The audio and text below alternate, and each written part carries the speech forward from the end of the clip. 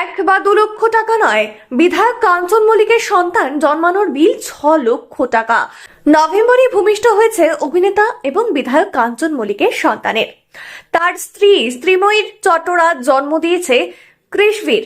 আর সেই সময় হাসপাতালের বিল হয়েছিল 6 লক্ষ টাকা। সেই বিলই সম্প্রতি জমা দিয়েছেন বিধায়ক, জানিয়ে রীতিমতো চর্চা শুরু হয়েছে তৃণমূল কংগ্রেসের অন্দরে।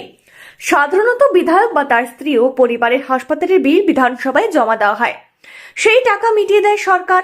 বিধায়ক ও তার পরিবারের সদস্যদের চিকিৎসার দায়িত্ব সরকারের। সাধারণত মেডিকেল বিলের কোনো ঊর্ধ্বসীমা নেই, শুধুমাত্র চশমার ক্ষেত্রে সরকার ঊর্ধ্বসীমা 5,000 টাকা বেঁধে দিয়েছে। কিন্তু কাঞ্চন মল্লিকের স্ত্রী সন্তান প্রসবের বিল 6 লক্ষ টাকা জমা দিয়েছেন, জানিয়ে শুরু হয়েছে চর্চা।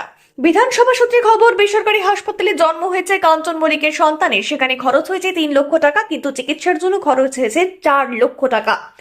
বিধানসভার স্পিকার বিমান বন্দ্যোপাধ্যায় জানিয়েছেন, বিল খতিয়ে দেখা হচ্ছে, প্রয়োজনে বিধায়কের সঙ্গে কথা বলা হবে, দরকারি চিকিৎসকদেরও ডেকে জিজ্ঞাসাবাদ করা হতে পারে।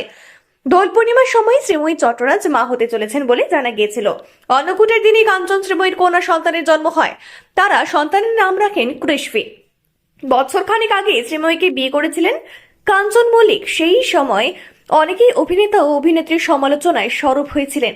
যাই হোক, চিকিৎসকদের আন্দোলনের সময়ও কাঞ্চন মল্লিকের মন্তব্যে অনেকেই প্রকাশ্যে ক্ষোভ প্রকাশ করেছিলেন।